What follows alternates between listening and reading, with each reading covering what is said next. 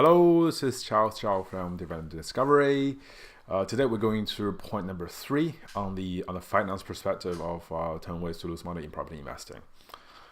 Just to recap, last time we talked about opportunity cost. Essentially, the core question I want you to take away is when you evaluate investments, remember you're not evaluating investment A against cash, as in doing nothing. You're evaluating investment against B, C, D, against alternative options, or what in economics we call it opportunity cost. It would help you a great deal in assessing future investments as well as in reflecting your own past strategy performances, so you can decide to pivot or persevere. Okay, so today we talk about point number 3 in the finance section. This is confusing profit with free cash flow. If you look at Warren Buffett, so it's one of my personal heroes on the wall here. So he would say, when he look at businesses, he will look at free cash flow. So a typical example is, you may have a factory which is making a lot of profit. However, if the factory needs to constantly update machinery, it needs to have these additional injections of cash to make it viable in the marketplace, then essentially you have no free cash to be deployed. So as a business owner, it's not really producing much net because it's making money, but you have to plow that money back in.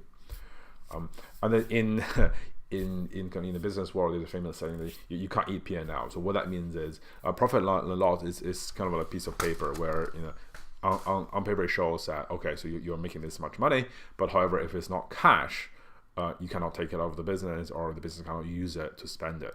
So therefore, having profit and loss is more of a paper-based exercise compared to having real values, be able to deploy that cash effectively. Cash is what you need to survive. So again, former was saying to succeed, first survive. So that's a very important feature of the distinction between profits and cash. And then kind of you may ask us, what's the difference between profits and cash? And I would say one of the key differences is the timing difference. So profit could mean somebody could give you cash in 2 years' time, right? But free cash flow now means now you have cash in your pocket now, because the difference between now and 2 years' time is a lot of things could happen in that 2 years' time, such that when you need the cash, if you don't have it, you will go bust. And also, if you do have cash now, you could deploy that cash, or you could invest that cash effectively to further kind of improve your future results. So there's this timing difference that is especially acute in property development. So a site may take 2 years to develop, and then you may need to have a 6-month selling period. So that's a very material difference. If you have a corner shop, you have a supermarket, and then you have cash flows every day.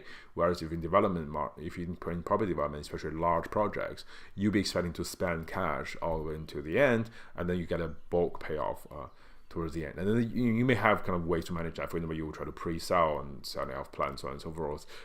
But in general, developers face this cash problem, and it's very easy to get kind of fixated on profit expectations, and you will do things to maximize your profit. But if as a result of that you then expose yourself to cash flow risk, then you may not survive that long to see that profit materialize. And honestly, especially if we talk about cash, it's from a risk perspective, it's a buffer against what potentially could go wrong. And if you really think about what could go wrong is probably what could go differently in property development, right? So it's like, okay, so it could go right, it could go wrong. I think you could have cost savings, which we had on some of the sites. It turns out groundwork, we don't need as much as we saw, so we have cost saving, but also you can have cost overruns. And then to me, the nature of this business is where the benefit of cost savings may be that much, the harm of cost overruns may be that much, because when things goes wrong, it could really go wrong. So it's like people analyze flight takeoff timings. It's like how many of delays. It's like you have most of the time you're okay, but when you're delayed, you can be really delayed. So then you have this asymmetric behavior of the downside, which means actually having some cash on hand would be a great way to buffer yourself against those shocks, just to make sure long term you survive. So then this kind of idea of yes, it's great to have a wonderful future. However, you're going to make sure you'll be able to kind of bridge yourself over to the future, so you can materialize those profits. So right now, so Alibaba, so Taobao, so this is kind of the Chinese version of Amazon. Is just, they've gone through IPO, or they're doing great in the market, and they're selling billions in a day in China. And I mean the founder, so Jack Ma, so he would say to his team, today is terrible, tomorrow is terrible, the day after tomorrow is wonderful.